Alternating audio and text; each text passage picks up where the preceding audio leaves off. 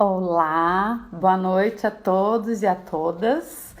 É um prazer estar aqui com vocês, ainda mais nesta noite em que trataremos de questões emergentes no direito sucessório, com uma convidada muito especial, que é a doutora Luciane Mortari, nossa secretária-geral adjunta. Olá!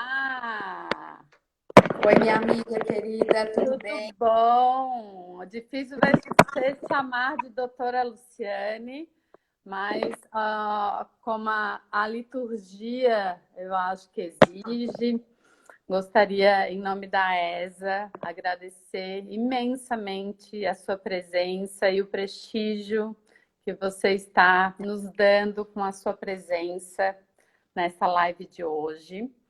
E cumprindo ainda com a liturgia, eu gostaria de apresentar, muito embora a doutora Luciane Mortari dispense apresentações. Nós, então, voltando, né, já que nem todos ouviram desde o início, nós trataremos hoje de questões emergentes do direito sucessório. A doutora Luciane Mortari é nossa secretária-geral adjunta da OAB de Santa Catarina. Ela é advogada, ela é professora e mediadora, ela é especialista em Direito Processual Civil pela UNERJ e é querida por todos. Então, eu novamente agradeço, gostaria, lógico que a palavra é sua, mas eu gostaria só de fazer uma introdução, uma contextualização pela escolha do tema e pelas conversas que nós tivemos anteriormente. Então, é claro que a gente, e até por conta disso, nós estamos dentro dessa live, né? Estamos prestigiando, nós na ESA, desde o dia 6 de março, se eu não me engano, estamos fazendo lives e hoje completamos a 91ª live, vamos para 100 lives na semana que vem, se eu não me engano. Aliás, se me permite, eu vou fazer um convite também. Amanhã nós iniciamos um outro projeto belíssimo, que é o projeto Doutrina Catarinense. Então, é um projeto que prestigia os autores catarinenses e iniciaremos amanhã através de uma live que já está publicado no nosso perfil a partir das 19 horas. Então, estão todos convidados. Eu espero que possamos contar com a presença de todos e todas vocês. Pois então, doutora Luciane, nós sabemos então que nesse momento em que vivemos, né? Olha, nossa querida Claudinha, Nanda, se eu for cumprimentar todo mundo que Rosa, tá entrando muita gente. muita gente, Ó, Carol Asmussen. Então, um beijo em todos e todas, mas vamos então focar aqui, senão a gente se distrai, né? Então, nos tempos atuais, né, eu costumo dizer que o direito digital e as questões relacionadas ao direito digital e ao mundo digital, que já existiam ou que se avizinhavam, se tornaram uma realidade, né? Então, o que eu costumo dizê-lo é que, na verdade, a gente está enfrentando questões que são decorrentes do momento em que vivemos, mas muitas delas são apenas, foram só apressadas, eram, né, já previstas, talvez fossem implementadas não tanto ao afogadilho da maneira como foram, mas foram apressadas, mas talvez fossem implementadas, né? E isso não foi diferente com o direito sucessório, né? Então, várias questões impactaram também o direito sucessório. Então, eu gostaria de ouvir um pouquinho sobre, dentro desse contexto, o que você tem, ou muito que você tem a contribuir com esse tema. A palavra é toda sua, minha amiga. Oi, Isabela, boa noite a todos os nossos amigos que estão aí. Eu gostaria de cumprimentar primeiramente meu presidente, Rafael Orne, que eu vi que entrou ali. Cumprimentar também a nossa presidente da CAASC, a Claudinha. Cumprimentar você, Isa. Eu fiquei muito feliz hoje à tarde quando eu soube que era você, a minha conselheira, nossa vice-presidente da ESA, quem iria dar andamento aqui à nossa live. Não que eu não ficasse feliz também com o Marquinhos, que também é um amigo muito querido, a quem eu cumprimento também e agradeço pelo convite de estar hoje aqui com todos vocês. Eu vejo que entraram vários amigos e amigas conselheiras, vejo também advogados aqui de Jaraguá do Sul, vejo também que entrou ali meu marido, a minha sócia que está aqui comigo dando um suporte técnico e emergencial na hipótese, porque nós estamos trabalhando dentro de uma plataforma virtual. Então, muitas coisas podem acontecer, né, Isa? Nos perdoem já de início se cair o celular, se cair a conexão, enfim. Queria cumprimentar a minha amiga Sabine, a nossa conselheira federal, que eu sei que ela vai dar aula daqui a pouquinho. Ela me disse que ia entrar só uns minutinhos. Sabine, obrigada que você entrou aqui. Doutora Patrícia e tantos outros colegas que me desculpem se eu não nominar a todos. Nosso tesoureiro está por aí também. Edu mandou Rejane Sanches, Eu me sinto até agora um pouco até constrangida, né? Estamos bem acompanhadas. Você está extremamente prestigiada. Carga de responsabilidade muito grande para falarmos aí um pouquinho dessas questões emergentes do direito sucessório. Quando o Marquinhos me convidou para a gente fazer essa live, eu falei, nossa, Marquinhos, do que a gente vai conversar? Porque essas lives, elas já estão tão ricas, né, Bela? Você falou há pouco. Nós vamos para 100 números de lives e cada tema incrível. Eu procurei acompanhar a maioria delas e aprendi muito em cada uma delas. E aí o Marquinhos me deu 2 dias para pensar. E aí eu falei, bem, ou eu falo um pouquinho lá do nosso TED, eu falo um pouquinho lá do nosso estatuto, ou vou falar de alguma coisa que me apaixona muito, que é, sem sombra de dúvidas, o direito sucessório, né? E o que surgiu aí ao longo desse novo momento que nós estamos vivendo, um momento que nos traz a uma reflexão tão grande sobre a finitude da vida.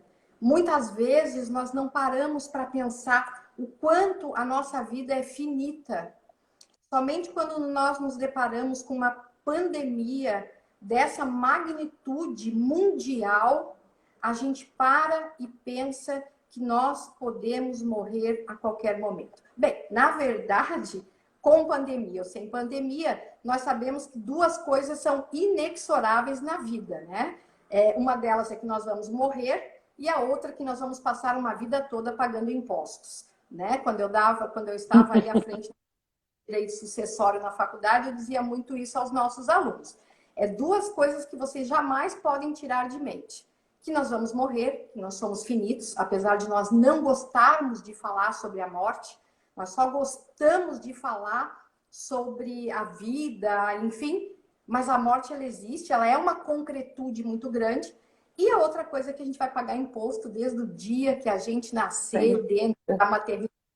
Então, falei para o Marquinhos, vamos falar um pouquinho então dessas questões emergentes do direito, que é principalmente o testamento vital, que cresceu muito no mundo inteiro, notadamente na Europa, né? Ele cresceu assim de forma vultosa em Portugal, enfim, na Europa e também no Brasil. Infelizmente, eu não consegui os números em percentual, mas, por exemplo, no estado do Paraná, que foi um dos poucos que fornecem, aumentou 70% a procura de pessoas que registraram esse testamento vital. Também, logo lá no início da pandemia, nós tivemos também a Lei 14.010, que trouxe ali a jurídico, né? A chamada Lei do Covid, estabeleceu algumas questões para tratar as relações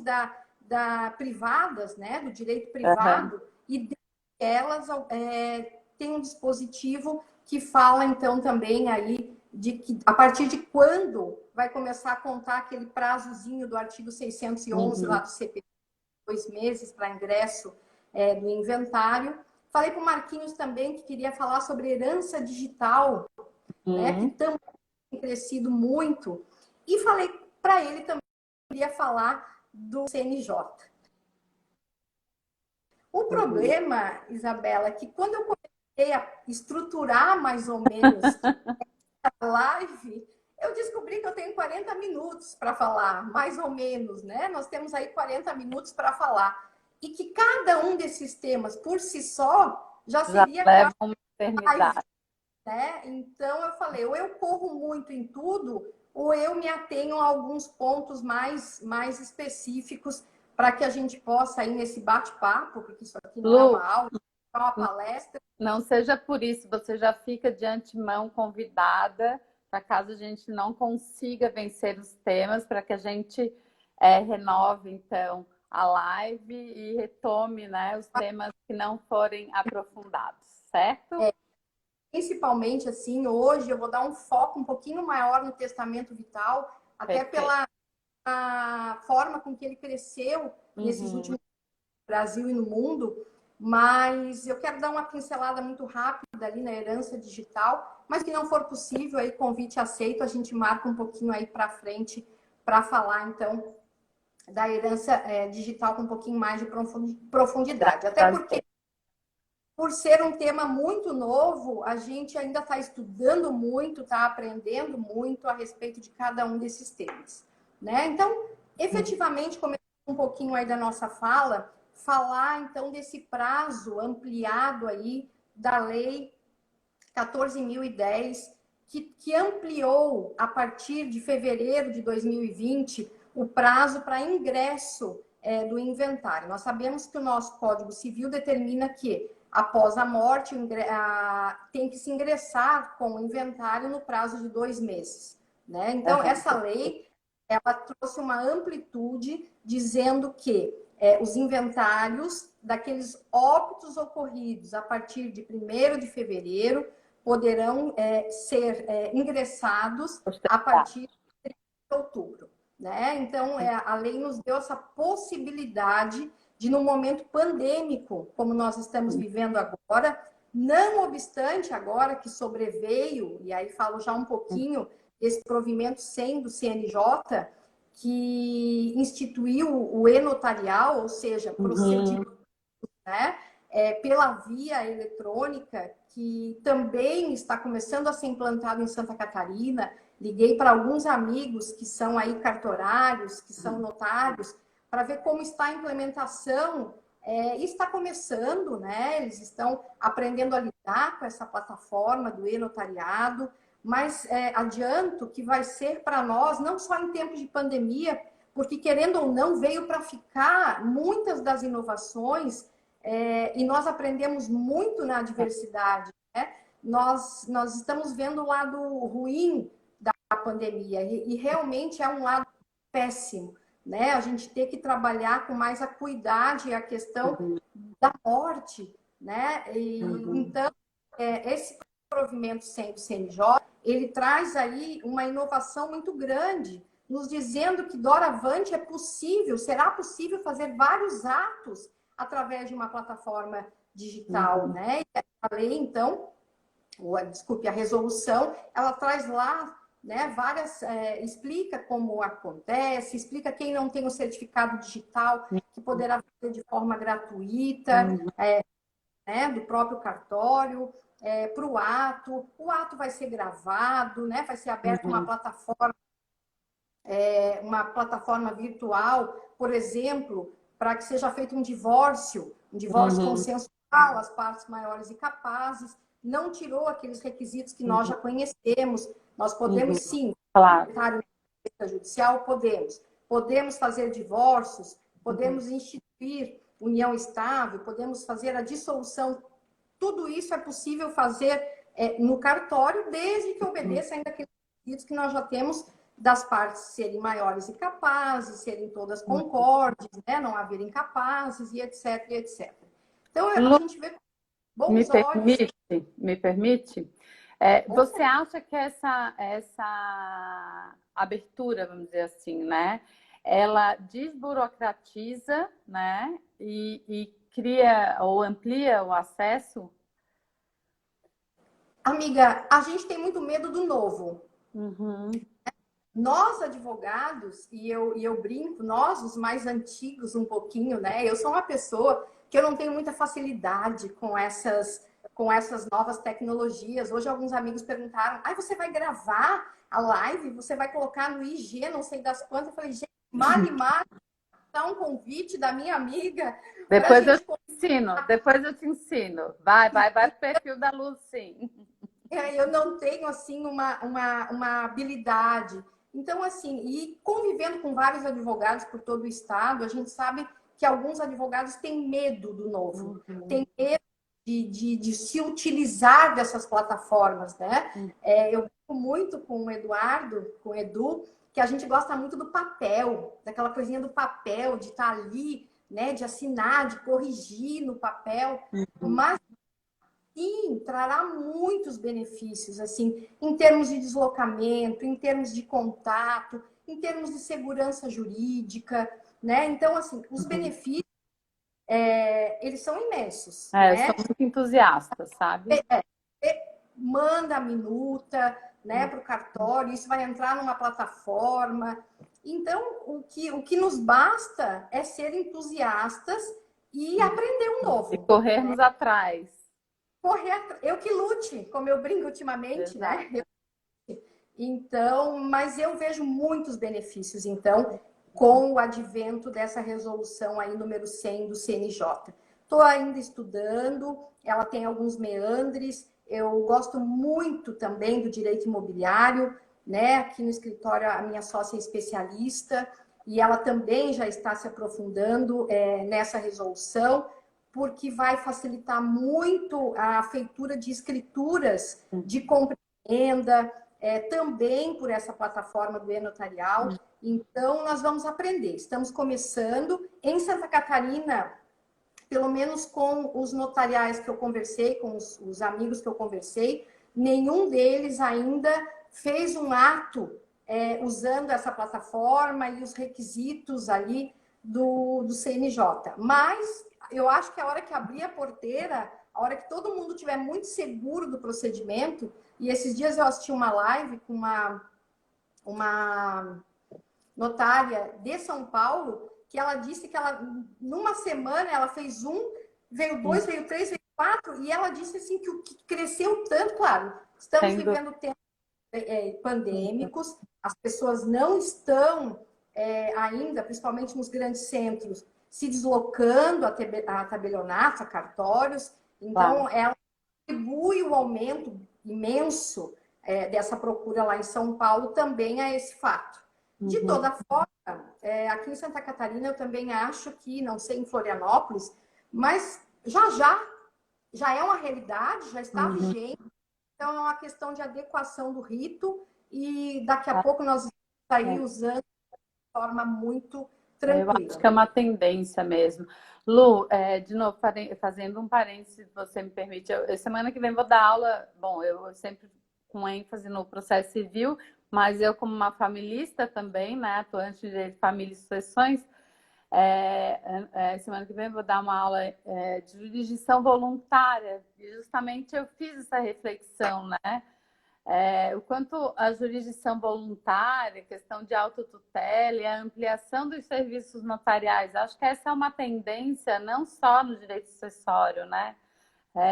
Porque a gente estudando alguns procedimentos, né, que tramitam sob a égide da jurisdição voluntária, a gente não vê mais muita justificativa para que o judiciário intervenha, né?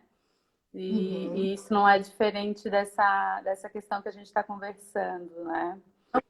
Certeza, e veio para ficar.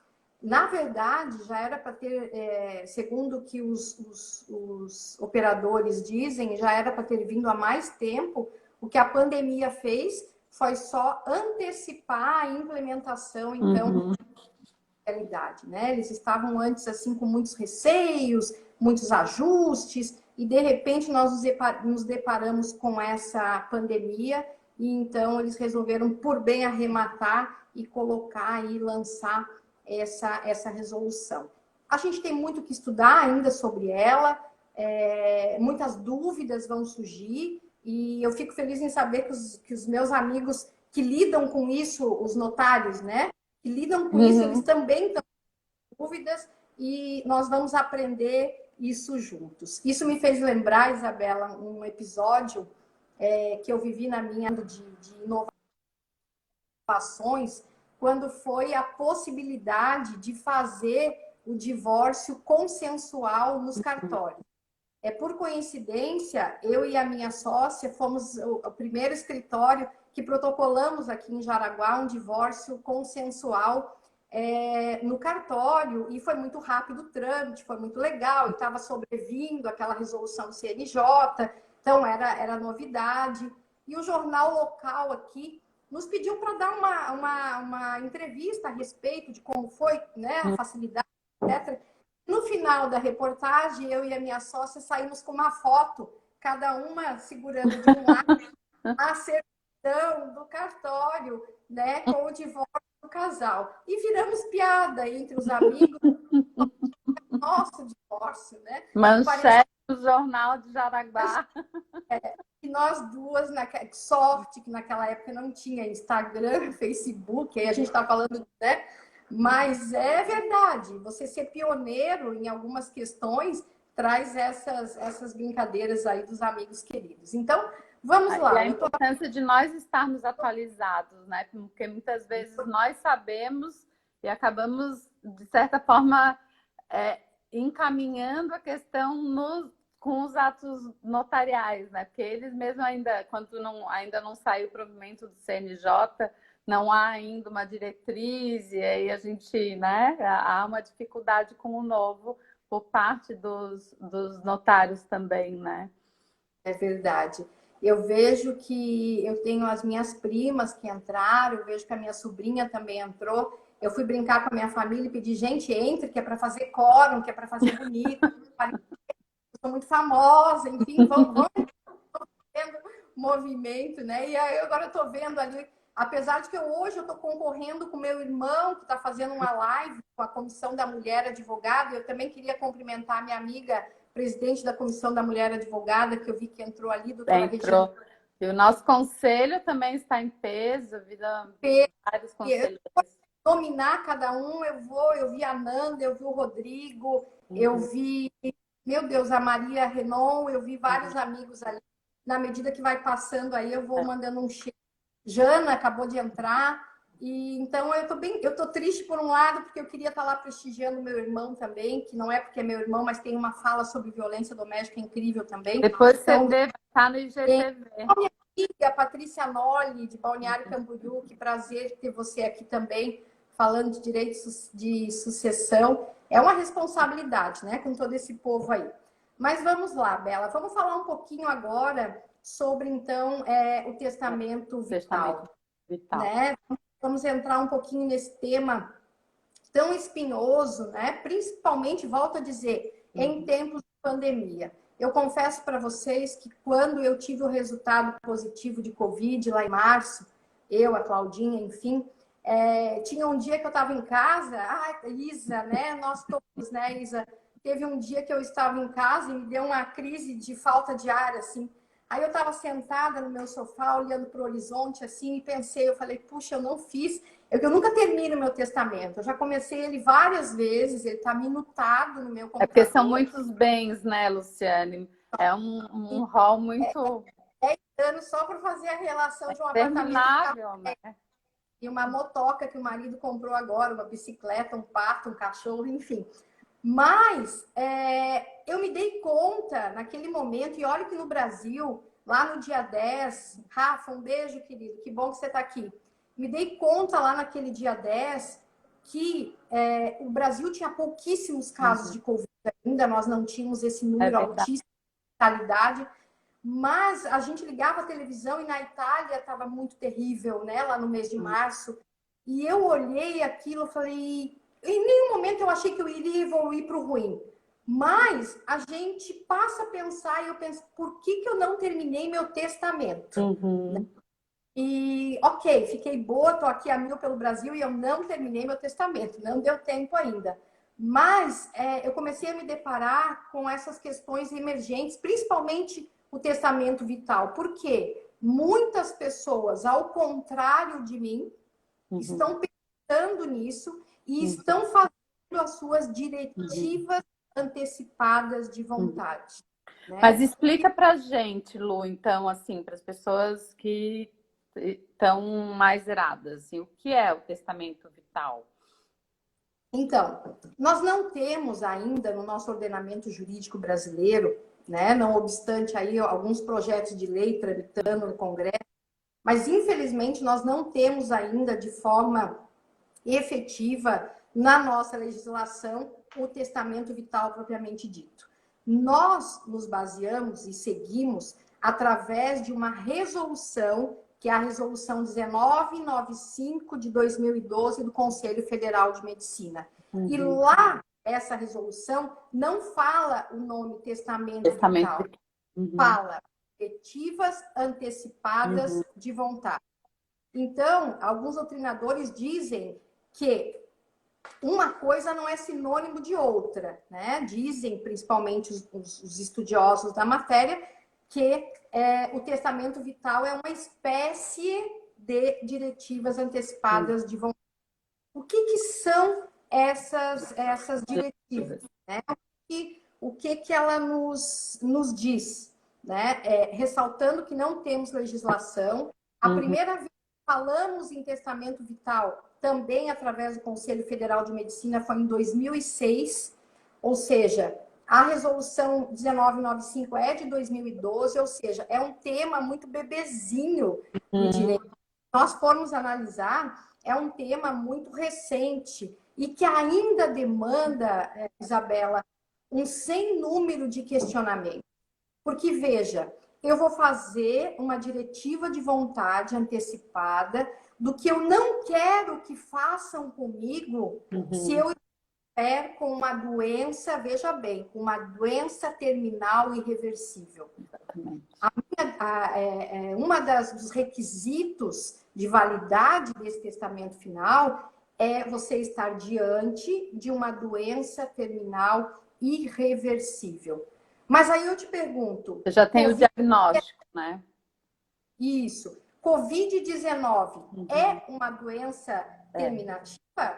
Não é. Não necessariamente, mas né? não necessariamente. Mas muitos estão entrando nos hospitais e não estão saindo dos hospitais. E aí? O que eu posso fazer com relação a isso? Eu estou até dando uma baixadinha aqui, para eu não esquecer alguns requisitos, eu fiz algumas anotações. E aí eu te pergunto, e esses dias eu assisti uma live de uma médica que disse que atendeu a um testamento vital, que no testamento vital, um casal de idosos que estava internado numa casa de saúde... Aí. Oi? Alerta. Um casal de idosos, ambos com uma doença já degenerativa em decorrência da idade, ambos internados numa casa de saúde de repouso, né? Quando sobreveio a questão da pandemia, eles, instruídos que eram e com o apoio da médica que lhes assistia, fez um testamento vital dizendo que, na hipótese deles serem acometidos pelo Covid-19, que eles não queriam ir para o hospital, eles não queriam ser separados, eles queriam ser isolados na clínica juntos. Era o desejo deles não morrer longe um do outro. Olha só a magnitude do pedido. E eu digo mais, toda aquela pessoa que optar por fazer um testamento vital tem que envolver a sua família nessas diretrizes de vontade. Muito importante que a família esteja também de acordo. Porque, vejam, se coloque na posição de um médico, quando recebe que já trata aquele paciente de uma doença terminal, o paciente interna com falta de ar, necessitando uma intubação urgente ou talvez de uma traqueostomia, e está escrito lá no testamento que aquele paciente não quer ser reanimado, ele não quer ser submetido a uma intubação, ele não quer ser submetido a uma traqueostomia. Olha a dificuldade ética. Exatamente. Com o direito à vida e com o direito à dignidade da pessoa humana. O direito E pela ótica do médico também, os deveres, né? O compromisso do médico. E está escrito que o médico é obrigado a seguir esse testamento. Não existe essa obrigatoriedade legal, não obstante haver uma obrigatoriedade moral. Por isso, o envolvimento da família é muito importante. E aí, para terminar a história daquele casal de idosos, né? Eles foram, sim, acometidos pelo Covid, foram destacados, então, juntos, né, para um isolamento. E lá a médica, então, disse que continuou fazendo o tratamento das comorbidades deles, né? Que eu não sei quais são, e que eles responderam por si só e ambos saíram ilesos, né, da Covid-19. Maravilha, um final feliz, então. A história, porque essa médica conta isso com muita emoção. Entretanto, outros pacientes não tiveram a mesma sorte. Não obstante pedir para não serem conduzidos para um hospital, claro, não tinham contato direto com a família, mas pediram para ficar ali e alguns não sobreviveram à Covid-19. Então, você imagina que nós não estamos diante de uma, entre aspas, né, diagnóstico de uma doença incurável, mas sim, nós sabemos que é possível, em determinados casos. Nós tivemos essa semana aqui em Jaraguá um jovem de 40 anos que mandou um áudio para a família à noite anterior, que estava bem, estava só no oxigênio, no outro dia ia embora. Durante a madrugada teve uma parada cardiorrespiratória, né? Estava em isolamento há 4, 5 dias, sem contato direto com a família.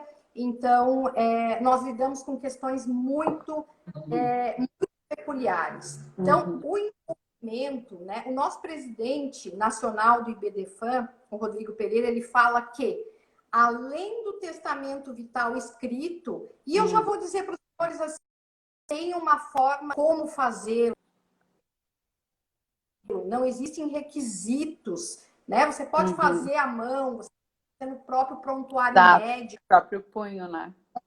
Não necessariamente você precisa fazer isso através de escritura pública. Exato. Não necessariamente você precisa pegar testemunhas. Ou seja, ao contrário do que dispõe os requisitos de um testamento público ou de um testamento particular ou de um testamento cerrado, que tem requisitos formais, legais no nosso Código Civil, o testamento vital não tem essas prerrogativas. Então, ele é um documento com menos, né, requisitos. Essa informalidade do testamento vital, ao meu sentir, né, são várias polêmicas, né, e várias questões que podem, inclusive, gerar a ineficácia, vamos dizer assim, do testamento, ou descumprimento, né, mais propriamente do testamento. Então, essa informalidade, por exemplo, pode prejudicar quando a família pode simplesmente desconsiderar, né? Eu tenho uma certa preocupação com relação a isso, né? Como fazer valer, né, esse testamento ou essa declaração de vontade, né?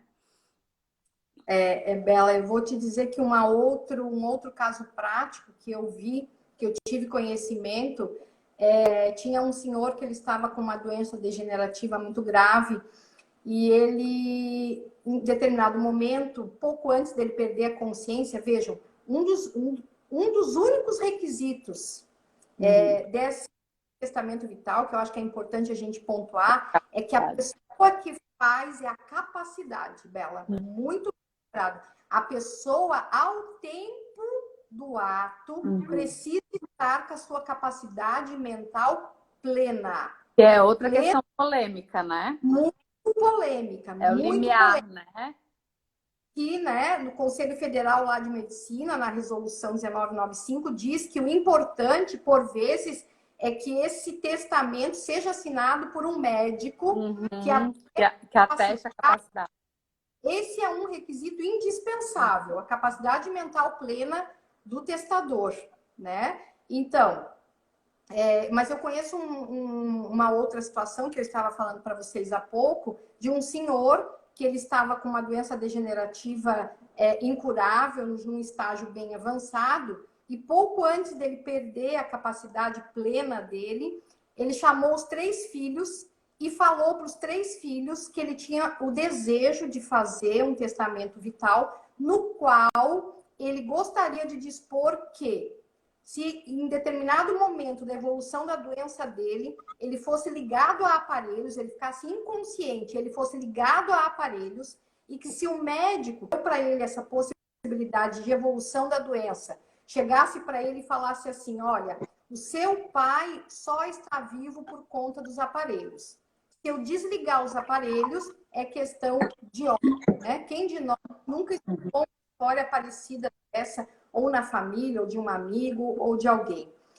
E ele deixou escrito, então, assinado pelos 3 filhos como testemunha, que esse era o desejo dele, que se ele chegasse nesse estágio terminal absoluto da doença, que ele não gostaria de ser mantido vivo através de aparelhos. Deixa estar que alguns meses depois ele chegou neste ponto. E quando ele chegou neste ponto, é que o médico chegou para os filhos e perguntou, bem, eu posso desligar os aparelhos? Ele só está vivo por conta do respirador, por conta dos aparelhos. E dois dos filhos, que é natural, nós seres humanos, nós somos apegados aos seres que nós amamos. Que decisão difícil de se tomar quando, né, mesmo tendo a certeza inexorável do não retorno, mas nós seres humanos, eu brinco, nós somos muito apegadinhos, né? E é preferível que aquela pessoa continue sofrendo, mas eu sei que ela está ali. Ou aquela carne está ali, né? E por vezes a gente tem esse ato egoísta de querer que essa pessoa fique conosco. O que é natural, que não pode se cobrar diferente, né, do ser humano como um todo. E aí o que aconteceu? 2 destes 3 irmãos manifestaram interesse em não desligar os aparelhos do pai. E um desses irmãos falou não. Essa era a vontade do nosso pai. E qual não foi a surpresa dos outros 2 irmãos? Que o pai tinha gravado um vídeo e mandado para esse filho. Olha, um pai que conhecia seus filhos como ninguém, mandou para este filho e falou, se os seus irmãos negarem o meu desejo, eu quero que você mostre esse vídeo. E no vídeo ele reforçava o desejo dele de que as mãos desligadas. E diante daquele fato, então, os 3 filhos permitiram um desligamento desse pai. Diretiva antecipada de vontade, né? Direito à morte digna, né? Direito a uma morte um pouco mais digna, né? Então, veja a importância da família estar de acordo com essa diretiva, né? Vamos a um outro caso, né? Um outro caso concreto. Nós sabemos que algumas religiões não permitem determinados procedimentos. Mas uma coisa é a minha religião como um todo não permitir isso. Outra coisa é eu, ser humano, vendo que estou ali diante de um perigo de morte iminente, uma doença talvez irreversível ou não, falar lá no meu testamento vital que sim, que pode fazer uma transfusão de sangue, ou que não. Respeite, né? A gente sabe que essa questão da transfusão de sangue é muito polêmica em determinadas religiões. Então, a gente tem notícia que muitos adeptos da religião, eles deixam a sua diretiva de vontade que, na ciência, mesmo que de morte ou diante, E eu não estou falando aqui de um acidente de carro, não estou falando nada disso, né? A gente tem que ter em mente que o testamento vital, você pode fazê-lo quando está saudável, mas ele só pode ser utilizado diante de uma doença terminal Exatamente. irreversível, incurável, né? Então, temos que ter em mente. É importante também destacar, Bela, você cuida do tempo aí. Eu vou falando, eu vou falando. Estamos com 20 minutos Olha, ainda. é importante falar também que eu até esqueci a orientação médica, tratamento em casa. Ah, lembrei que eu ia falar. Por isso as anotações. Uma palavra traz a gente ao raciocínio. Eu gostaria de fazer uma pergunta também após, mas eu falei há pouco, é um requisito que poderia invalidar um testamento vital. Qual era? A falta de capacidade mental plena. Outro fator, e são somente esses dois fatores, assim, de modo geral, que a doutrina, enfim, nos diz, que pode ser negado também, que pode ser tornado inválido um testamento vital. É quando a disposição ali contida induza a uma eutanásia ou uma antecipatória de um suicídio.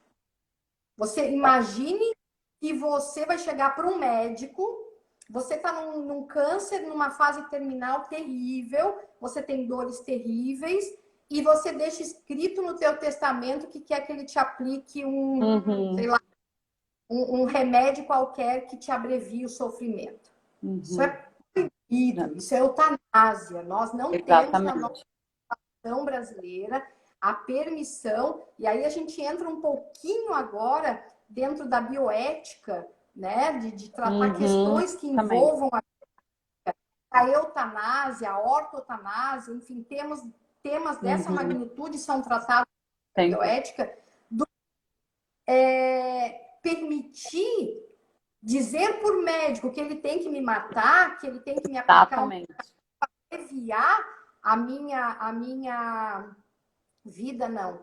Esse seria uma outra diretriz que poderia invalidar um testamento vital. Eu não posso pedir esse tipo de situação, né? Eu não posso impingir um médico que fez juramento para salvar vidas, preservar vidas. Exato. Você sabe, Lu, eu não sei se você sabe, mas meu pai e minha mãe são médicos, né? E o meu pai trabalhou a vida inteira em UTI. E eu cresci, né, sabendo que eu queria ser advogada, mas sempre muito sensível a essa questão, né? Porque, enfim, a pessoa que trabalha com UTI trabalha com vida e morte cotidiana, né? E ele trabalhava e enfrentava exatamente questões como essa, né? Então, é importante que nós estejamos atentos. Tem muitas questões que são limiares, né? Então, incapacidade, capacidade, até que momento nós podemos, né, atestar a capacidade de uma doença degenerativa, por exemplo, né? Até que ponto determinada atitude configura ou não eutanásia, enfim, né? São certos melindres, né? Certas questões que são muito... tem uma proximidade muito grande entre o possível e o que não é possível, né? Não. A Amanda, ela faz uma pergunta muito interessante, era um ponto que eu ia abordar agora, Isabela. Como o médico ficará sabendo da existência desse testamento vital? A maioria dos doutrinadores fala que é importante que o testador nomeie um procurador porta-voz deste testamento vital. E tão logo essa pessoa dê entrada no hospital, tem aquela coisa, a pessoa vai viver com o testamento, a pessoa está numa doença terminal incurável. Ela vai viver com esse testamento embaixo do braço ou dentro da capanga? Alguns doutrinadores dizem que sim. Ao é manter sempre junto, porque se você não tiver ninguém com você, você pega um Uber para ir para o hospital, ou o SAMU venha te socorrer, você tem que tentar levantar o papelzinho e entregar. É quase uma carteira de identidade, afinal de contas, né? Alguns doutrinadores falam, né, a grande maioria, que o ideal é o envolvimento da família no conhecimento deste documento e que fique alguém como procurador. Ele pode estar, inclusive, escrito lá. A pessoa, ou ela já está no hospital, ou ela entra no hospital, esse procurador, ele tem o dever de entregar. Geralmente, muitos dos que eu vi, Isa, eu nunca fiz um testamento vital aqui no escritório, nunca orientei ninguém a fazê-lo, mas a experiência que eu vejo é que a grande maioria das pessoas que o fazem também com a anuência do seu médico.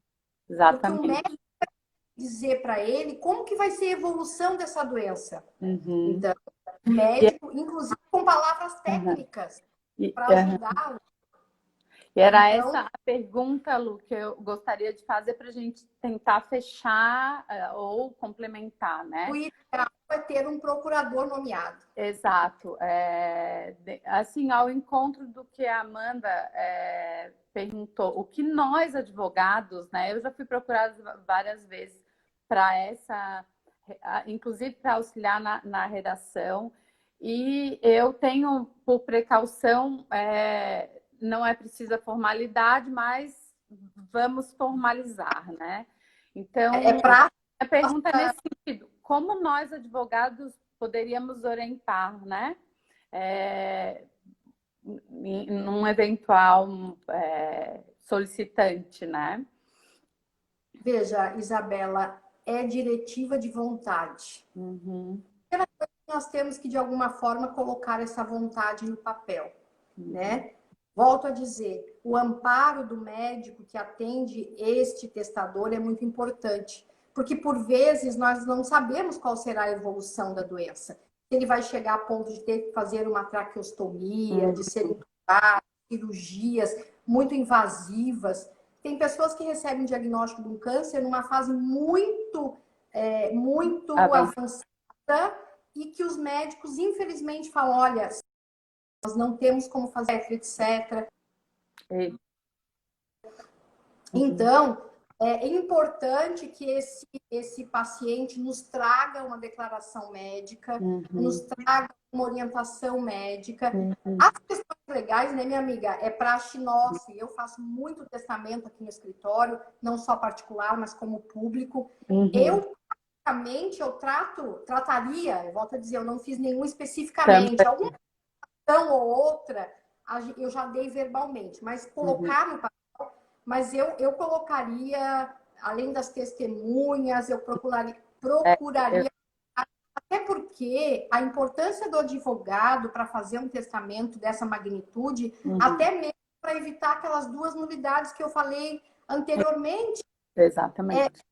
Sanidade da pessoa, sanidade mental da pessoa no momento do ato e também verificar se o que ela está dispondo ali não é legal. Exato. Não é legal, porque vai esbarrar lá na frente. Exato. Vai chegar, ela coloca no testamento vital, eu quero então, criar uma expectativa, né? Gasolina na veia se eu ficar muito mal, me mate na hora, bota uma gasolina na veia, né? Doses exageradas de morfina. Exatamente, vai chegar lá, o médico vai dizer assim: jamais eu irei aplicar, ou jamais eu conduzirei o seu caso pelo que você está pedindo. Então, a importância do profissional do direito nessa orientação fundamental. É fundamental. Inclusive para evitar judicializações, né, Lu? Porque muitas vezes, por conta de negativas ou, né, a questão é judicializada, ainda que seja um pleito temerário, mas, né, acaba sendo judicializada. Bela, mais ou menos arrematando, então, eu acredito que efetivamente a gente não vai conseguir falar da herança digital, né? Eu dei uma olhada de rabo aqui no horário, acredito que não. Mas ainda para arrematar e para agregar um pouco mais no tema do testamento vital, é importante também deixar claro que ele, a despeito dos outros testamentos, ele pode ser modificado a qualquer momento também. Perfeito.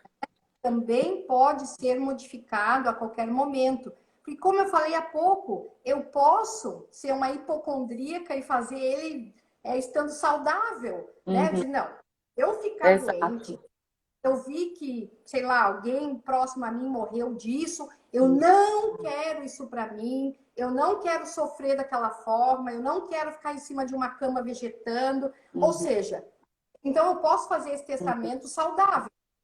E naquele momento eu coloco algumas diretrizes de vontade ali. Mas isso pode mudar. Primeiro, porque eu Uhum. posso nunca ter doença incurável, né? E aí, Então, óbvio, nunca a vai se. iminência de morte não é um requisito para o testamento vital. Oi, Bela, desculpa, eu acho que deu uma cortadinha para mim. A iminência de morte, lógico, a morte é sempre iminente, mas eu digo assim, de forma mais concreta, não seria um requisito para o testamento vital, então.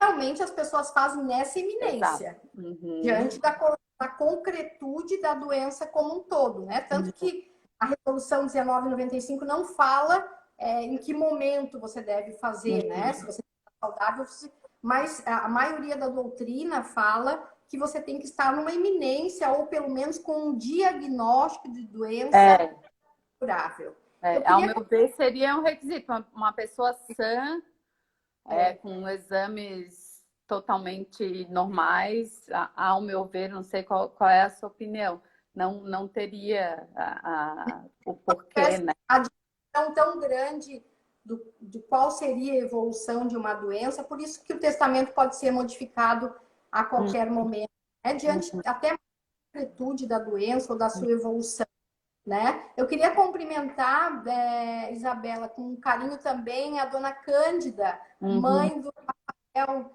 que eu vi que passou por aqui, eu não sei Ah, se a dona é? Que Cândida, joia! uma pessoa que eu admiro demais, e mandar um beijinho para ela também, agradecer o prestígio de tê-la aqui conosco, né? E agradecer aí imensamente. Eu vi ali também que as nossas presidentes, doutora Erta, doutora Eliane, doutora Isabela Saione, só gente linda Eliane, e elegante, né? E eu aqui fazendo fiasco, falando, quem me conhece sabe, mas dá alegria de estar com todas elas. definitivamente não. Lu, a Cibele Miranda pergunta sobre a negação de químio. Então, negativa de um tratamento. Aí é que a gente entra, né, nessas questões que eu acho que são zonas cinzentas, vamos dizer assim, né? Muito, muito, porque envolve inclusive a Constituição Federal do artigo 5º, o direito à vida. Será que esse direito à vida ele vai se contrapor ao meu direito da dignidade da pessoa humana? E o meu médico está de acordo em parar as minhas sessões de quimioterapia? É uma questão complexa, mas eu vejo que diante de um câncer incurável, de Uhum, metástase totais, e que uhum, se a gente colocar, que o médico falar para ela, né? Vamos aí com o auxílio do uhum, profissional. Olha, fulana, efetivamente fazer 1, 10 ou 30 sessões de quimioterapia poderá que vai te ajudar um pouquinho e te uhum. dar pequena sobrevida de mais um mês, de mais 2, de mais 3. E se eu parar hoje de fazer essa quimioterapia, é o teu corpo que vai te dizer Uhum. quanto tempo te restará. Se for uma decisão consciente, acredito eu, entre o médico e o paciente, eu acredito que dessa diretriz de vontade ela é absolutamente válida. Absolutamente válida. Lu, Né? agora sim, eu acho que a gente pode encaminhar para o encerramento, até para a gente poder cumprir os agradecimentos sem a correria. Eu gostaria realmente de renovar meu Rápido, né? agradecimento. Oi? Passa muito rápido. Muito rápido. Então, eu gostaria de renovar o meu agradecimento em nome da ESA. Vi que o Marquinhos passou por aqui também. Em nome da Querido, ESA, em nome do nosso diretor-geral, Marcos, a quem eu agradeço a oportunidade de ter conduzido e mediado essa conversa. E realmente, quando eu soube do tema, disse: ai, por favor, né? Com a Lu ainda. vamos fazer a herança digital. Isso, e já vou deixar o convite feito para que a gente faça uma live apenas sobre herança digital. Eu já vou me convidar para moderar também, espero que o Marcos Amo. esteja por aí e já autorize, porque é um tema que eu realmente adoro também.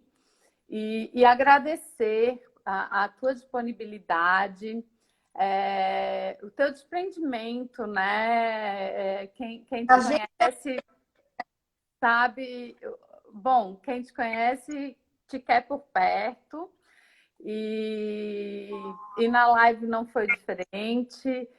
Você é uma pessoa que quem te conhece tem o privilégio, né? Um privilégio poder conviver com você, ainda que remotamente nos últimos meses.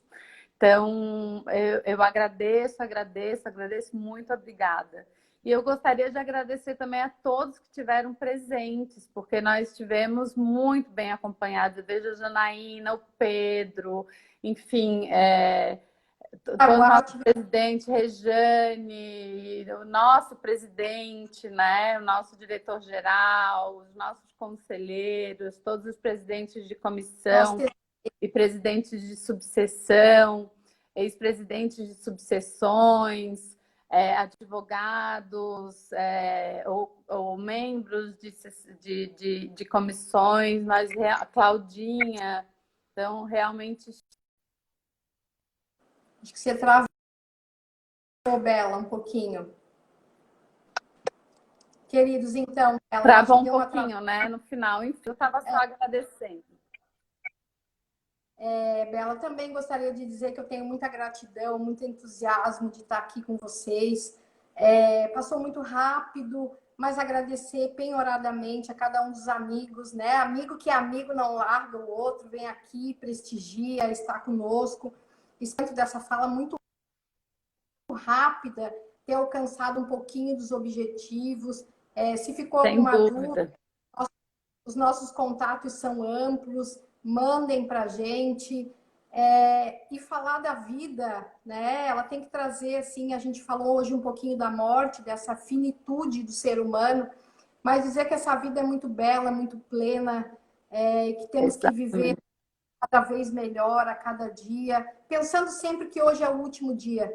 Perdoe, seja amigo, viva com a sua família, agregue seus amigos, né? Eu agradeço meu marido que ficou o tempo inteiro ali comigo também, mandando beijinhos e coraçõezinhos. Uma pessoa, como diz a nossa amiga Claudinha, e como eu costumo dizer também, que sonha os meus junto comigo. Obrigada, eu amo todos vocês, foi excelente. Muito obrigada. Até o próximo. Queridos amigos, um beijo muito grande.